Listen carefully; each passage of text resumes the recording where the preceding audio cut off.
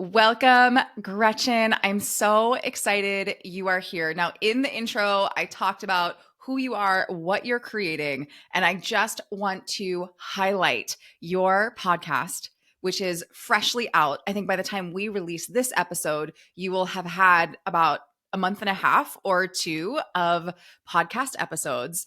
The Incredibly Wanted podcast about your journey, your fertility journey on your way to becoming a single mom by choice.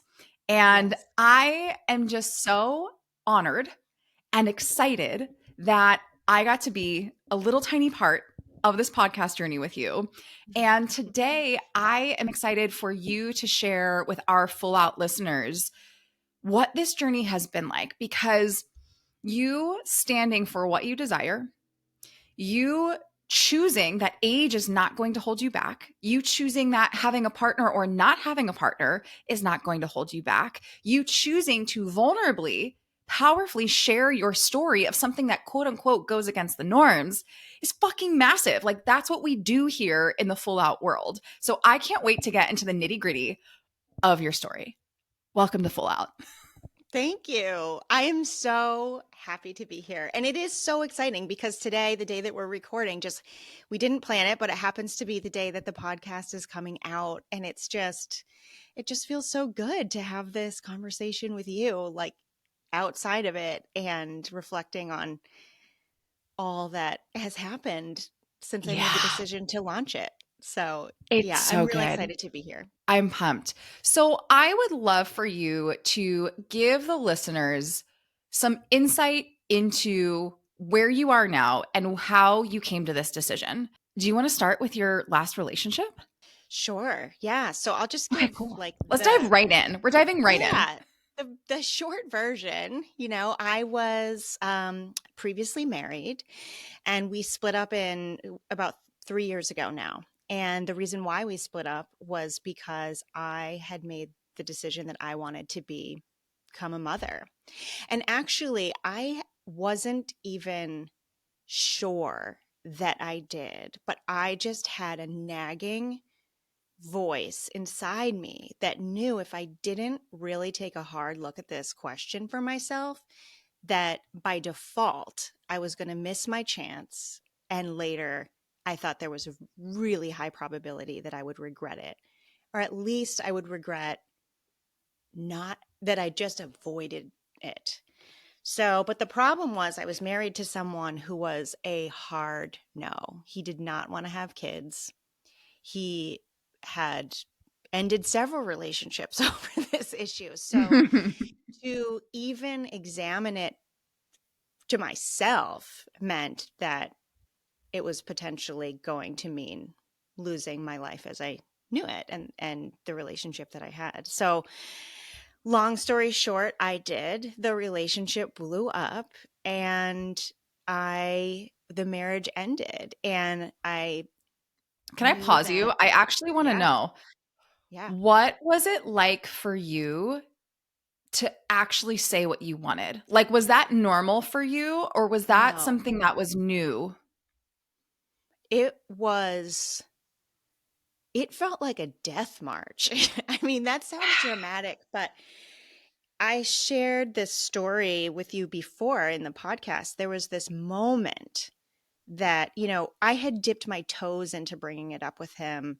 And then for a few years at that point, and anytime there had been conflict, I would just sort of tiptoe backwards and I wanted to repair the relationship. So I'd be like, it's okay.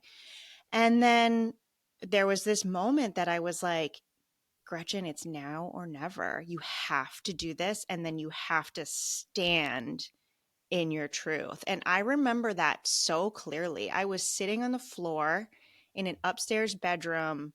I was journaling and I closed the book. And it was like this silent moment of just like closing the book, putting it down. And I walked down the hall and down the stairs and through the kitchen and into the living room. Like it felt like the longest walk of my life, Yeah. really. And then I just had to voice it. And I said, I think that I want to have a baby. I think we should have a child together, and I think we could be really happy doing this. And yeah, so that was um it felt like it took all of my will to force myself to say it, to answer your question. Yeah. Do you have any insight or support for women who know that there is a piece of truth inside of them that they need to share with their partners? There's something they need to stand for, there's something they need to declare, honor within themselves, and they're terrified? Because I've also been in this position before, but I'm curious if you have any thoughts for them. Well, I think that you have to decide, are you willing to deny yourself for this person Mm, or for what you think the other person's truth is? I had been denying myself, and then I reached a point where I couldn't do it anymore. And I don't know. I don't know what the I guess the advice is just that, is that you really have to ask yourself, like, am I willing to abandon myself over this? mm. Or am I willing to look underneath, turn this rock over and look underneath it and deal with let the chips fall, because even in that moment, I wasn't sure. There was still a possibility that if I didn't waver and I stood in my truth and said, yes, this is really what I want. I want to go all in on this. I was also inviting him into that journey with me. And he could have said yes, or we could have found another way. But if I didn't face it, I'd never know. Mm. Powerful. Yeah. Am I willing to self abandon? Or am I willing to choose myself? And I think the thing is that we've been taught from our moms and their moms and their moms and their moms, our ancestral lineage, but then also through many of our traumatic past lives, that it is not safe, it's not acceptable for us to choose ourselves. It's not safe for us to really stand for what it is that we desire. And so, what I know to be true is for every woman that stands for herself, for her truth, for her desires, is that we are healing lineages, lifetimes for the women before us and for the future generations. So, I just want to acknowledge you. I fucking love this. This is the work. This is the work. Mm. So, you You know, decide, oh yeah, go ahead. Well, I was going to say that you also don't always know the outcome. Like in that Yeah. situation, yes, my worst fear was true. My life blew Yeah. up and I had to rebuild it. But sometimes the opposite happens, and this thing that feels unimaginable to say ends up being easier than Mm. you think, because I have also had the same experience with when I first got divorced. I was in a deep pit and I thought I Yeah. could never. I did not want anyone to know why we got divorced. I did not want family to know. I didn't want, friends to know, or community to know. I just was humiliated by it. And and then when I decided to start trying to get pregnant on my own as a single woman using a sperm donor, I also felt like I couldn't tell anybody that. And now Which I here I am. find I have, so fascinating. right, because now here I am and I've got a podcast out about it. And so that's my point, is that like I had such a wall around myself that I thought no one's going to understand. No one is going to be behind this decision. I am on my own here. And then when I walked through that gate and started telling my family and started telling some friends and was met with love, I was like, oh my God, I was in a self created cage that had an open Mm. door this whole time. Wow. Yeah. Yeah. So you Because when don't I think know. of that, yeah, you don't know. When I think of that, I think of like, well, of course you're going to leave him. Like, of course you're going to separate. If you have this desire and he has this desire, it doesn't make either of you right or wrong. It's just not compatible. It's not in Yeah. alignment. Right. And so it's like where that's that ingrained shame that we feel for like, quote unquote, not having the successful marriage or not sticking it out or not, whatever that patterning is. And yeah, I'm just amazed. It's wild. It's so good. So you decide to separate from your partner at the time. How old were you at that time? I was 41. Mm. And that I think is so fucking powerful too. Like I remember going through my last breakup, getting horrifically dumped, and I thought I was ready for babies. I thought we were doing the next step, we're doing all the next things. And I was in my mid 30s and I was like, "Oh my god, I'm starting over." And I knew that I wanted babies. I was ready to like freeze my eggs and do all that, but something just kept blocking me. You were 41. And I want every woman who is listening to hear this. At 41, Gretchen decided I still want to have a baby. And so Yeah. what was the next step? Yeah, I mean, I was terrified because it was like, yeah, to leave this relationship. So, early on I was like, so what? I have to like now go out and find a man like tomorrow and make the biggest commitment you can make with someone, which is having a baby. Like this, I felt like I had no choices. But until, I just started really a doctor that I spoke with had given me information about a fertility clinic and a sperm bank.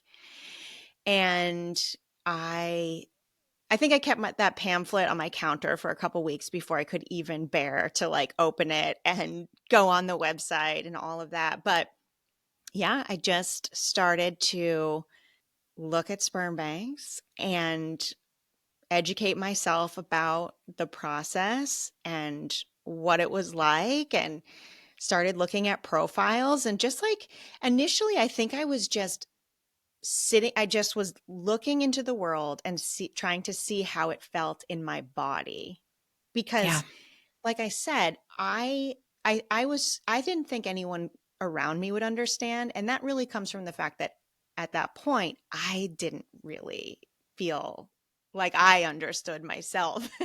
Yeah. I thought, "Oh, how could I want this? How could I possibly do this?"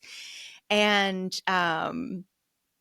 but then it just became, eventually I said yes. Eventually I said, "Fuck it. I got to do it. I have to know. I have to know." Did you ever consider like freezing eggs so that you could meet a partner? Like, did you feel like you had to follow the quote unquote right way to find the partner first? And but did that go through your head, or were you like, nope, I know that I'm going to do this on my own? I knew that I was ready now, and I think I kind of didn't trust men. Like what had happened in my marriage, and actually if I look back at all of the guys I've dated, none of them have kids. And so I Wow. think that I have had this experience of just thinking like most men don't want kids, which is obvious now I can see is not true. But I think I didn't want to leave it into the hands of a man. And I also Mm, felt like I was ready, and I also felt like I didn't have time to fuck around. yeah. So I didn't really consider freezing eggs. Um, and I think that I was already at the age where if I had asked, I'm assuming the advice would have been, you probably just want to go for it. Like at least make embryos instead of freezing eggs, because at that point you're already, it's already questionable about egg quality at the Yeah. age that I'm at. Yeah. Yeah. All right. So you make the decision. You're like, okay, I'm going to do this. Yeah. What the fuck do you do? How do you do this? So I had this whole fantasy that I really wanted like a conception experience that felt something like natural. And so I didn't go through a clinic. I went on to a sperm bank. It was California Cryobank, which is like the biggest in the country. And I found, I looked through like so many profiles. I chose a donor, and I just like trembling ended up one night. It was like, I think it was late at night. You know, it was like midnight. There was like a sale. It wasn't like a sale, but it was like if you order before the end of the year, the 31st, it was like free shipping, and you locked in your rates for the year. And it's really expensive. So I'm like, okay, I need to do this. And I reached a point where, again, it was like there was no reason to wait. I had already made the decision. I just needed to push myself off the cliff. Mhm. So I bought a few vials because I wanted to like have a few attempts. And and then I sat on it, I think, for 2 or 3 months. And then I just had it delivered to my house. Can you And that's tell what I us did. about that delivery? Yeah. So it arrives by courier, and it's like I thought of who the guy looked like. So it arrives by courier. It's, scheduled delivery. You have to be home to receive it.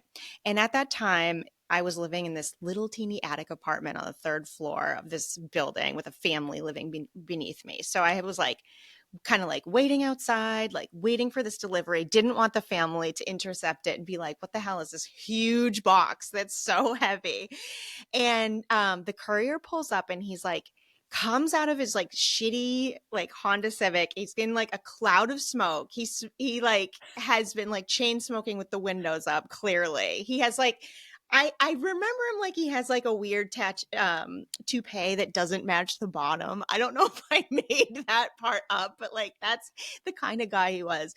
And I signed for the thing, and I bring it upstairs, and it's this giant like chamber. It's a cardboard box, and when I open it, there's this tank inside that looks like a helium tank, like from a party, like a balloon party store.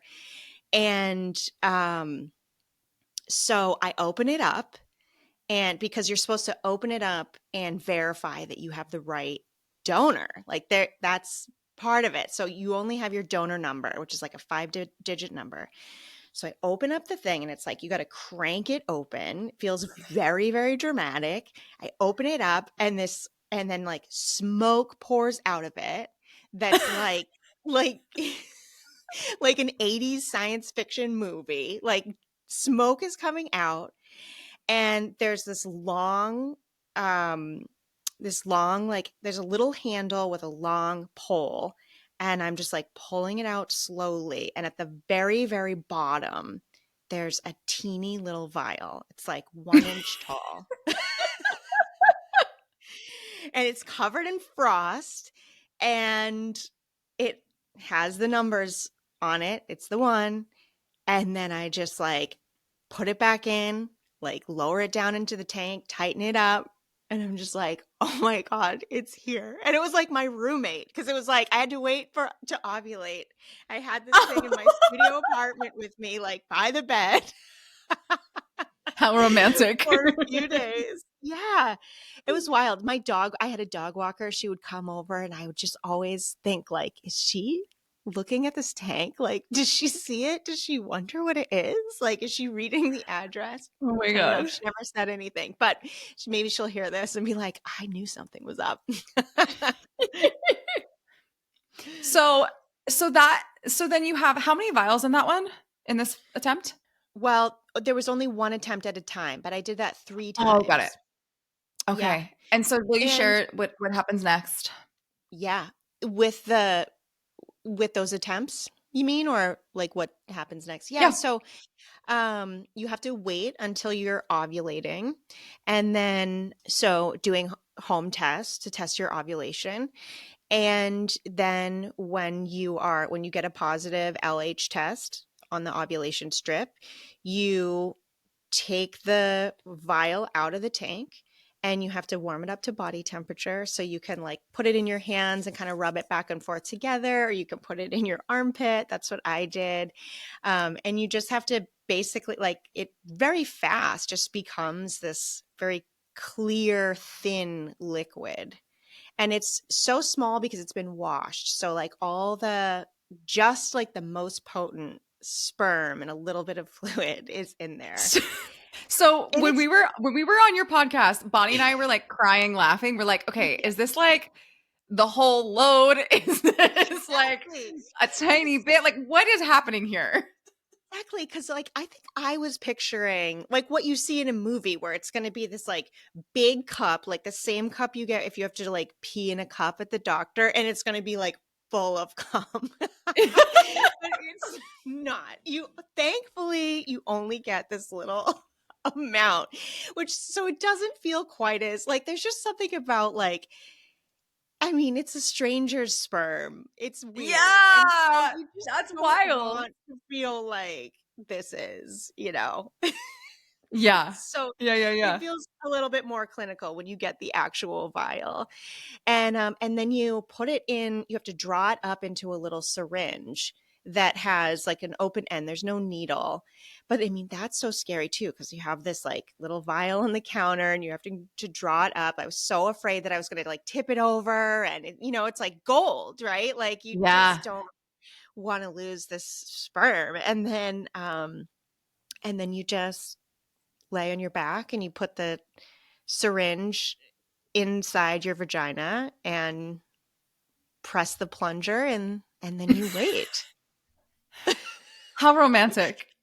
I know. It's wild. It's wild. And so like it felt so like I was doing something so giant, and the fact that it was a secret. I mean, only a couple of people knew at this point that I was doing it.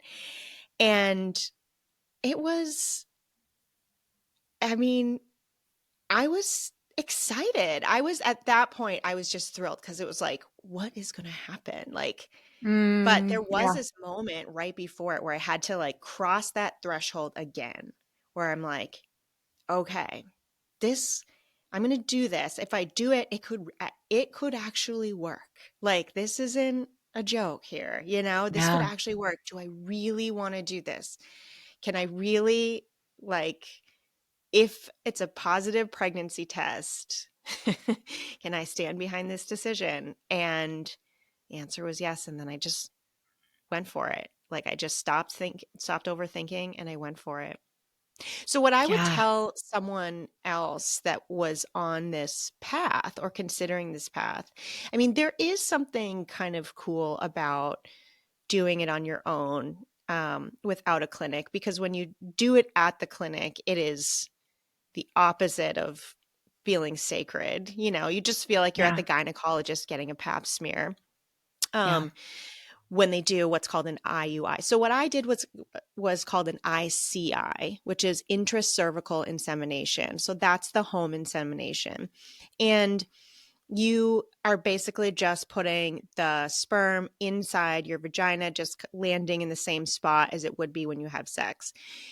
The next step in the process, like the next level up, is called an IUI, and that's intrauterine insemination. And that's done in the clinic where they use a special syringe with like a catheter that goes up through your cervix directly into the uterus.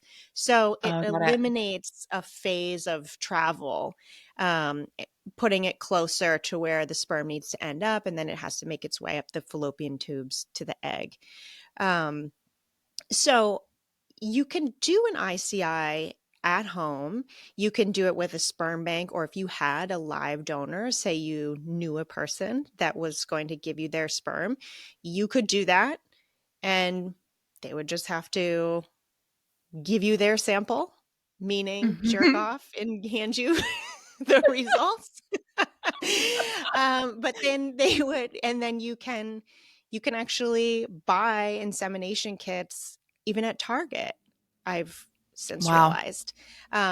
So, the old joke is like a turkey baster, but they actually you can buy these, small syringes that you can use for that purpose. And you can do this at home. I would say for anyone that's wants to try that route, I would really get in touch with your cycle and really be on top of your ovulation. Yeah. I feel like those first attempts of mine, I wish I could go back because I'm not sure those attempts were the best. I'm not sure that I was on the target as far as my ovulation. I was kind of new to tracking my cycle. I was really nervous. I was shy about asking for help. So, Mm-hmm. I would say find someone that knows the info, or read it online and learn your body, learn your discharge, learn all of the tools you Yeah. can use, like taking your temperature and ovulation strips, and get your ovulation dialed in before you have a tank in your living room. And then you Yeah. have the best chance of it working. Yeah. So Yeah, those first couple attempts did not take. And they did what not take. what was that like for you? It was the first one.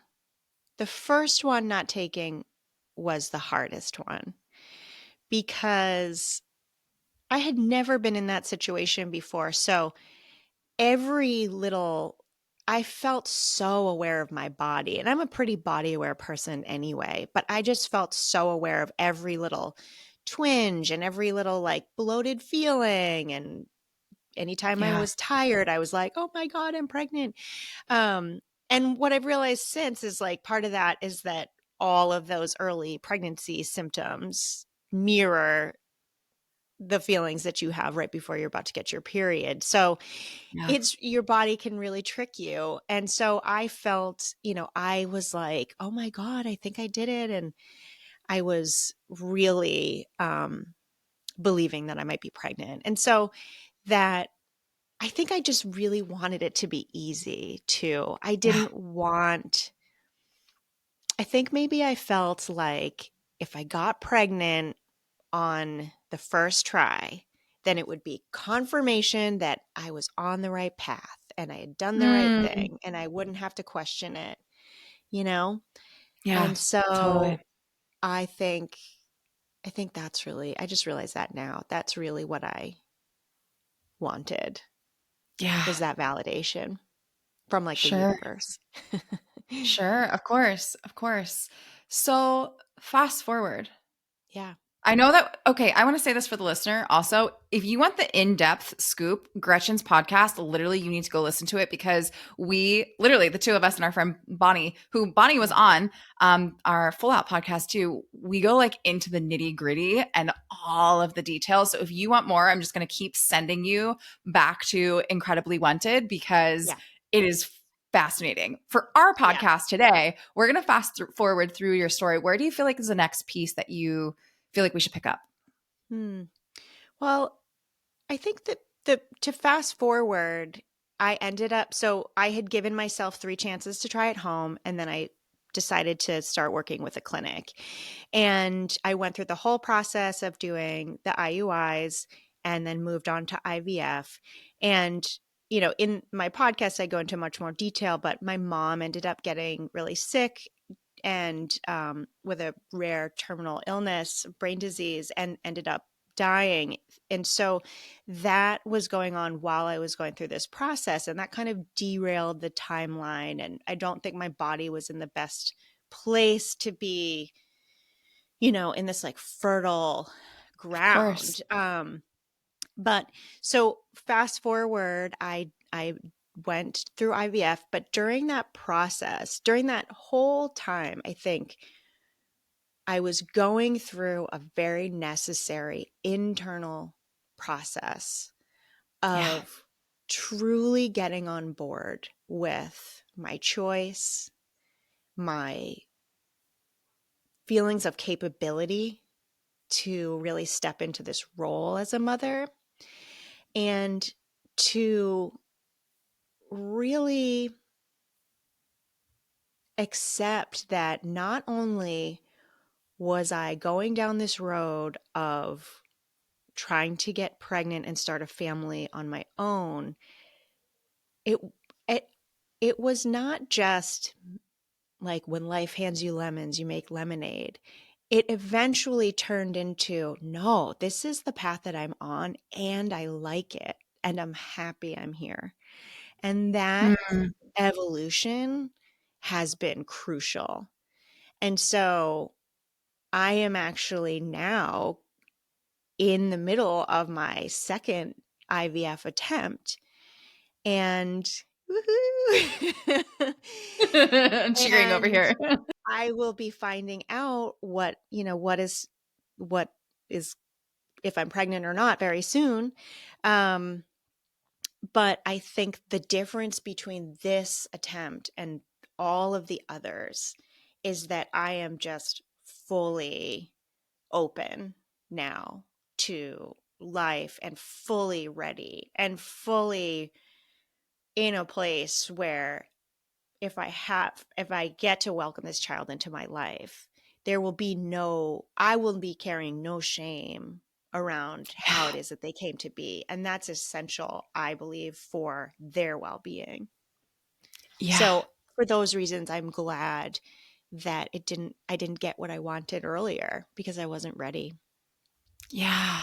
I love the book Spirit Babies and Mm, how he talks about just, if mom is experiencing something and there's physical danger, she doesn't have enough support from, partner or family, or she has mom or dad issues, or if partner has stuff that's unresolved trauma, like the baby doesn't feel safe, the baby's soul doesn't feel safe to come in. And I think it's fascinating that you were in this process while simultaneously watching your mom deteriorate, moving through healing a very um, interesting, I'll just leave it at that, interesting relationship with your mom. There was a lot of mm, healing available there. And I know, because I'm been in your world and I'm on the back end with you, which has been such a joy and honor, is that you've also done a ton of emotional work, spiritual work, ceremonial work to yeah. really release the ancestral trauma, the past life trauma, the current life trauma, healing your mom relationship so that you can be a clear vessel for this baby that's coming in. And I think that that is so powerful. I see so many women going through multiple IUIs, multiple IVFs, but not looking at the energetic piece. And Mhm. I really want to acknowledge your commitment to that work, because Yeah. that is the work that I believe makes all the difference. I really think so too. And I think it's on a spiritual level. I mean, I also love that book and I have many times throughout this process prayed to my future baby slash Yeah. babies Yeah. and and just said, with each attempt I've said, if you're ready, and even choosing sperm donors, I've prayed and I've said, show me who your dad needs to be. and So good. and I have I have this awareness that this soul is going to come in when they are ready to come in and when it's right for them to come in. And like as much as I wanted to like line it up with like the zodiac and control the timing perfectly, it it doesn't go that way. And I had this experience we were in ceremony together earlier this Yeah. year and doing some deep visioning work, and I just had this I felt this like call from, we'll call it my spirit baby, um that it was like this awareness that they were not going to come until I fully stepped in to my fullest expression and all of my bigness. Because as long as I was playing small, I wouldn't be the container, the spacious container for them to come into and be held by and be guided by. And I just was in ceremony one time and I just heard like that voice, and they were saying, now are you ready? Mm. Now are you finally ready? And then I said yes. And but I knew I hadn't been. It felt like a call out, really. Oh, here I am like crying over here and then also Oh, laughing at the call out. yeah. I mean, I think it's so powerful. And you and I both had, we were both very much visited by our spirit babies in that ceremony together. And I really resonate with the control piece. I really resonate with that, like, as much as we want to have it figured out or to control the timing or all of the number of things that could possibly happen, the biggest guidance has been step in fully to your purpose and then surrender. Like step Mm, fully in and surrender. And one of my mentors had actually said something to me that I thought was fascinating, was that our systems, especially for the women that will be birthing children in the next, this next chapter, that our job was to clear out and heal as much of the past life, generational, ancestral trauma so that we could hold the light and the energy of these beings that are coming in. Like if we're getting into a cosmic conversation here, that it is really our job and it's our duty. And I'm 37, I'll be 38 this year, you're 44. And I know that there's a lot of societal pressure to get things done early where, geriatric pregnancies, there is a timeline. And mm, also what I think is so powerful about choosing in now is that we've done a lot of the work. mm. If I got pregnant when I was 25, I wouldn't have done any of the work and I would have been in a Yeah. very different state to facilitate literally this birthing of consciousness through my body. And so I'm really curious for you. I want to come back to the sperm donors because I have a bunch of questions around that. Yeah. um, but but as far as being a mom at 44 or 45, Mhm. however it lands, Yeah. what's come up for you around that? Well, it's I don't know. It's weird because I always feel much younger than I am. Like I always I know, feel, right? I still feel like I'm 27. And so it's hard for me. I had this moment where I'm like, "Oh my God, like I'm going to when they're in kindergarten, I'm going to be the old mom. Like how could this be?" Or sometimes ever since Yeah.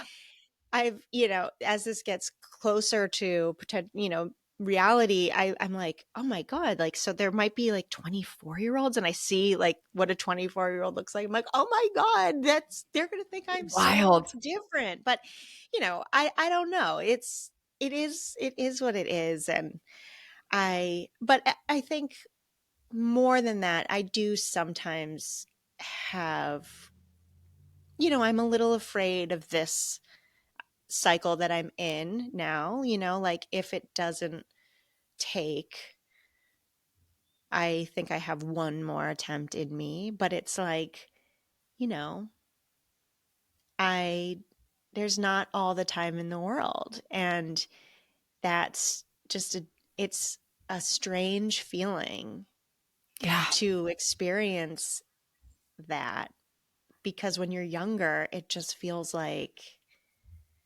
you just can't, Yeah. even though you know it, you just cannot fathom that there will be a time where you have to make a decision Hmm. because it's the option's going to go away. So Yeah. yeah, That's wild. I have That's moments like wild. that. Yeah.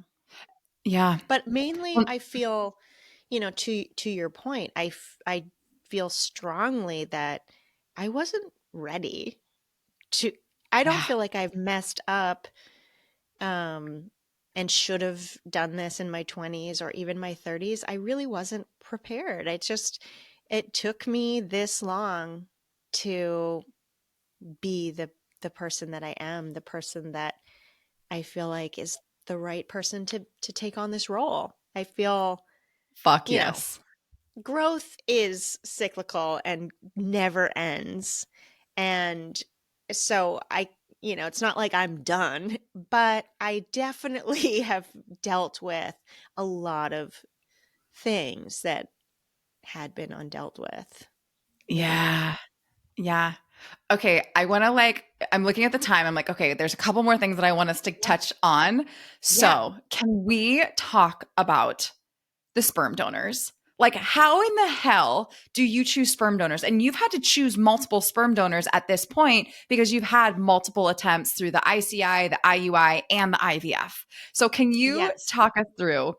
Yeah. Like, I just think it's like a match.com. Like, are you just like shopping for sperm? Like, what is that Yes. like? Like online shopping? Yes, it's just like that. It is a very surreal thing. So, yeah, I've had 4 different donors. And that's because unless you buy several vials at a time, which you can do if you are able to financially, you can buy a bunch at a time and then they'll even buy them back. If you don't ever ship them to yourself, you can kind of return them and you get half your money back. So that is an option. But yeah, and also like sometimes they'll just run out. So if I've had donors and I've tried and then, it didn't work out, I went back to get another vial and the inventory was out. So, but yeah, so when you go on, you see pictures and depending on what bank you go through, sometimes you see adult pictures, but mainly what you see is baby pictures, which is so What? surreal because it does not give you you're like, I don't really at the beginning it just felt very strange because it does feel like you're choosing a partner. Like it feels like you're Mm, choosing a soulmate. Like it yeah. definitely has this dating feel where you're like feeling like you need to find someone that you're kind of attracted to in some level, right? Like either physically or just like their personality, right? Like you're really bringing them into your life. But you have so at the beginning it's very very strange. And then what I learned is that, so you can look for different characteristics. Like sometimes people will want to find someone that looks like looks like them, or like if a same-sex couple is using a donor, they might want to choose um a donor who has physical characteristics close to the person who's not going to be carrying the child so that the child looks more like a blend of their features. um but so in my case, yeah, I felt like when it's just me, what do I base it on, and so, initially I tell this story in the podcast, but I was basing it on a, this whole thing started with a dream, this baby that started coming to me in my dreams years before my husband and I got divorced. And so initially when I was choosing donors, I was looking for a donor that looked similar to that baby in the dreams. And then I'm kind of glad that didn't work out because I think my choices became much smarter and started looking at much more practical things like their medical history and their level of education. And but what's really cool is you get to listen to audio interviews from them as well. So you get to hear their personality, them describing their life and what's important to them. And I feel like that was really important to me because someone can look good on paper, but then you got to have this like gut feeling of like, do they have warmth and kindness to them? And sometimes they just Yeah. didn't. They just seemed kind of bland. And then the one that I'm using now, I really feel good about. I really feel 100% sure and comfortable. And Wow. it's kind of interesting when I think about it now. It's like, okay, so in terms of nature versus nurture, right? So genetically, there'll be 50% me, 50% this other person. And then in terms of the nurture aspect of it, they're going to be 100% me in my world. So they're like 75% really like my stuff. So, That is wild. yeah. So, but it's going to be fascinating. I mean, if this is the road that ends up working, then there will be a day in the future where we will meet this person, and it'll be interesting to see like if they have mannerisms and things that are similar to the kid. I mean, it's wild. I was just reading something about a twin study where it was like these two had just, these twins were separated at birth and they lived completely different experiences. But when they met, they both married a woman named Betty. They both loved this kind of beer. They both loved XYZ. I think it was like in the 60s or something. Yeah. And it was fascinating. Like they literally did not meet each other until they were adults, which is crazy. So how does that work with you guys meeting the sperm donor? Like, is that a typical thing or does the sperm donor have to be open to that? What does Yeah. that actually like look like? Because that's about to be weird for the dude who's like giving out all this sperm that he could have like a bunch of babies out there. I know. So they do have to sign an agreement. So with the clinic that I use now, which is Seattle Sperm Bank, they have to agree. They have to give permission that their contact information can be shared at 18, and then we could reach out to them. Some Wow. other clinics or sperm banks, it's optional. They can say yes or no, and then you have access to that information. So you can select a donor Got based it. on what you want to do. And I really feel like that's important to have that information for the child to have an Yeah. ability to at least know something about their history, get more detailed information about medical history or things that might come up over time. And just for their own sense of identity and understanding of who they are in the world. I think it's just really Yeah. important to be um, talking about it and be upfront about it from as early on as possible. That's my plan, because I never want there to be this sit down talk where I say, okay, I have to tell you something. I just want it to Mm, be so part of everyday conversation that they just don't know anything different than yeah. this is You're what life looks normalizing like. it. Yeah. Yeah. Yeah. That's the plan. Wow. Can you tell us like one of the craziest sperm donor like applications or profiles that you saw? You're fishing. You're fishing for the I one. know what's coming. So there's this one guy, and so he had the cutest baby pictures. He had like curly hair, like this mop of curly brown hair, blue eyes, big lips, so cute lips. And I was like, okay, this is a good face.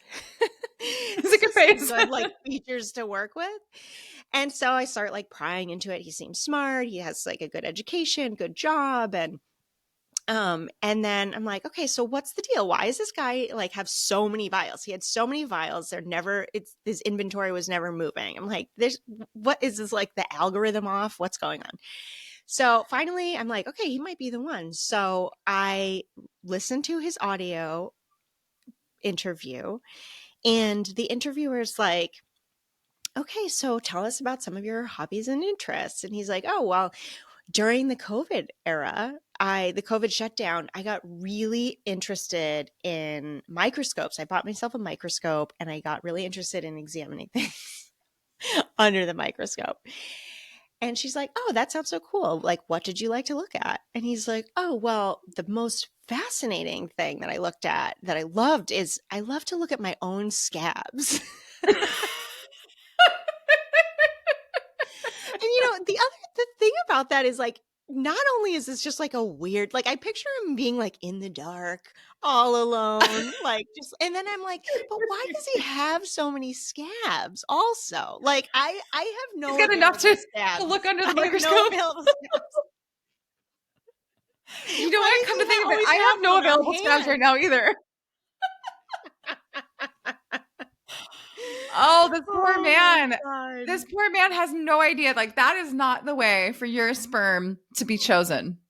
I know. I mean, You know maybe what's some woman funny? out there loves this, but not for you. You know what's funny is I actually saw something on Instagram where it was like a woman was talking about looking at her own tears under a microscope. And then there was like all this really cool footage of what tears look like under a Yeah, microscope. And it was kind of I saw beautiful. that. And then I was like, oh my God, this is Scab Guy's soulmate. Like, I'm Yeah. going to make this connection. It's like it reminds me of when I was doing like online or like app dating, and it was like I had like the names for each person. Like it was Crazy Jersey Josh, and it was like CIA Rob, and then it was like, all of them had their like names, like Nurse Alex, and I had all these little names. This is Scab Man number Yeah, yeah. 4827. Totally. Totally. Oh my God, it's so good. So you have gone through this incredible journey over the last couple years. And right now we are waiting to find out what is happening in this current cycle. You have, on the day we're recording this, you have a blood test tomorrow to see what's happening, which is so wild and amazing. I feel like we're in this magical portal. Yeah. And it's also the week that your podcast has been released and you've been recording for the last month or so Mm. each step of the journey, moving through your divorce, moving through the death of your mom, moving through the healing and all of the IUIs, ICIs, IVFs, like all of the things. And you Mm. have been so transparent. And I really want to acknowledge you because I firmly believe that we get to go first. Like I Mm. went first so that all the people that I am meant to impact and touch see someone else doing it. It Mhm. gives someone else permission. And by you stepping in, I know that you are giving other women permission. Mm. Being 44, choosing to have this baby because you know that that is your desire, you know that's what you're meant to do, not waiting for a man or not really sitting in a victim state of like, I don't have a partner or I'm too old or like whatever head noise trash that could be. But you are in your power state. You have Yes. literally decided this is what I'm going to do. And not only this is what I'm going to do, but I'm going to share it too. Mm. And I would love to hear your thoughts on that journey, getting to the space of I get to share this. Absolutely. So it was, it felt like this was burning a hole in my heart, really, like to tell this story because I had been going through something so major for a few years and keeping it a secret.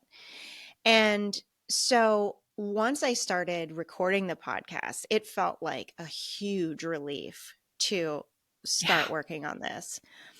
And then as it got closer to the release date, I was then in the middle of this new round of IVF. So I was having all these injections every night. I was just like really feeling the weight of the emotion and the doubts and the what ifs and then at the same time, like the release of the podcast is looming over me. And I had these moments of thinking, why am I doing this to myself? Why am I adding this other vulnerable layer where like maybe this doesn't work out and then my story's out there and there's no way, like then I have to stand in, hey, I went for it and I Yeah. didn't get it, right? Yeah. And what I ended up realizing and coming to peace with is that even if that happens, I still need to do this because of what you said, because I want to share this story with other women, but also because it really happened. And I want to remember this huge Yeah. transformation that I've gone through. And regardless of the outcome, it's so important to me. Mm. And so now it's another level of fear that I've had to step through is even if, even if I fail, I'm still sharing. Yeah. And that just feels really freeing. It feels really spacious and like the energy that I have to be in to Yeah. conceive a child. Yeah. And what were the shifts that allowed you to step into this state? Hmm. Some of it was little experiments in sharing with people. Yeah. I used to share with strangers. I would be Mm. like, at the chiropractor, and I'd be like, yeah, so I'm trying to get pregnant with a sperm donor. And then I just like look deadpan. And they'd be like, oh. And then, sometimes people would just like stare back and not know what to say. And then every once Yeah. in a while, someone would be like, oh, my daughter is actually conceived with a donor egg. And then I'd get this whole other story. And Wow. then my perspective would be expanded. My practice was with telling strangers, because what do you have to lose? Sure. And then it was starting to tell like acquaintances, and then telling my family was a really big deal. But, you know, I think it was that. It was like dipping my toes in to being real and then Yeah. realizing, okay, this didn't go bad. I can do it a little bit more and do it a little bit Yeah. more. That was Yeah. part of it. And then, I mean, the other piece has really been my spiritual practice, being in ceremony and going in deep, because in those spaces, we're really like dropping the veil and meeting Yeah. ourselves. And I Mhm. love that. And when you do that, that's, your initial question about like, um, I forget what it was, but the question about like, how do you like voice a want to a partner when you're not sure how Yeah. it's going to go? That's what it is. You have to first truly, truly meet yourself and really know what you want before you can say it. Because Yeah. once you know, you can't go back. Like it just doesn't work. You can't unknow it. And you can't unknow it, and then it's just going to keep nagging you, and that voice just gets stronger and stronger, and that's a good thing actually, but it gets Yeah. so uncomfortable to not. That's what it is. Like you reach a point where it becomes so uncomfortable to not face the thing or to keep burying the thing, that Yeah. you've got to take a step. Well, it's like the amount of energy that we spend thinking about the thing or trying to avoid the thing Yeah. versus opening ourselves up and saying, okay, this is what's real for me. This is what's real. Even when it's like an, oh, fuck, this is what's real. I need to leave my relationship. Oh, shit, this is what's real. I'm ready to have a baby on my own. Oh, shit, I'm ready to start the business. I'm ready to write the book. I'm ready to say I love you. Like whatever the big risk is. And that's what we talk about in the full out world is taking that leap. And Mm. I think it's really important to also share when we talk about ceremony. I think sometimes in this space, people think ceremony and they think immediately psychedelics. We had zero Mm. plant medicine, zero psychedelics. This is a truly like you with you and your God source spirit, whatever you believe in. And that Deep is meditation. where, say again, Deep meditation. deep meditation. Yeah. That is where we turn down the noise on everything outside of us so that we can really hear what it is we're meant to hear. Mm. And that work is powerful. And I will also add, you've surrounded yourself with really supportive people.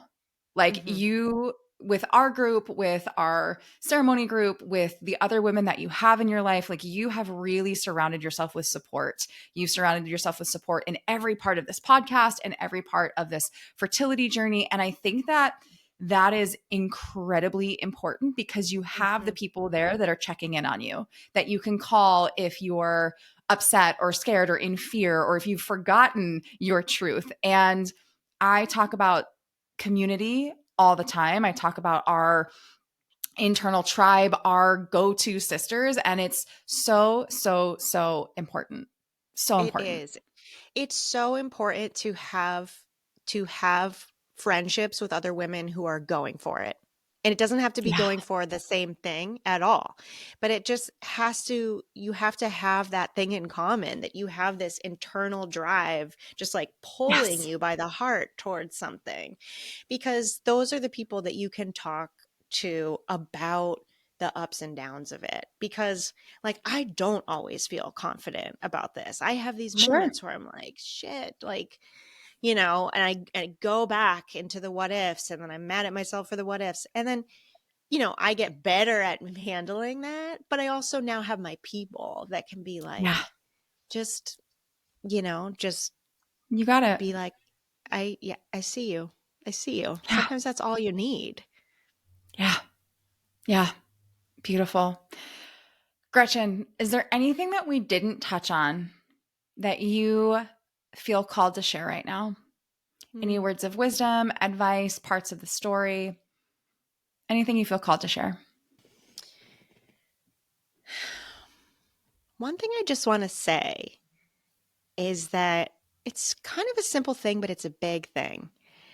I was super afraid of going through IVF alone and not being able to handle doing all the injections and just like the physical aspects of the undertaking that it is.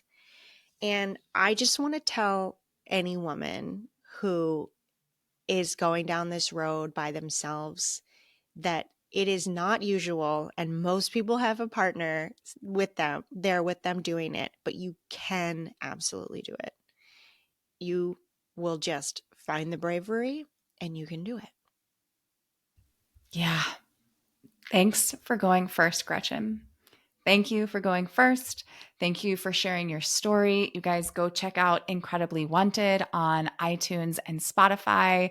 You can also find them on Instagram. Is there anywhere else, Gretchen, that Um, people can connect with you? on my website, gretchenhill.com. Amazing, amazing, Yeah. amazing. Gretchen, if you were in an elevator with someone and you have from floor 0 to 11 and they turn to you and they said, Gretchen, how do I live my life full out? What do you tell them? Mm. I say it's about living from your fullest expression and living from your fullest capability, which includes all of your wishes and all of your desires and all of your gifts. And so it's Mm.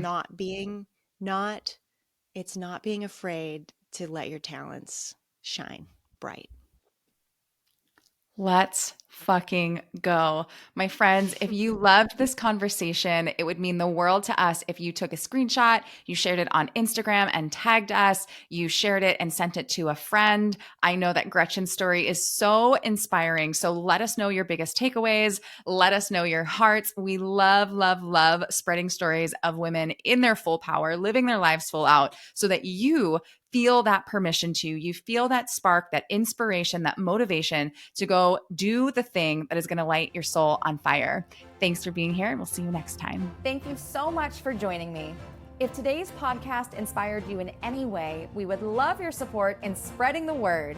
Please subscribe, rate, and review, and let the other queens in your life know that they are also worthy of living life full out. If you want to continue the conversation, I'd love to connect with you on Instagram or Facebook at Samantha Jo Harvey. Have a fabulous day, and I'll see you next time.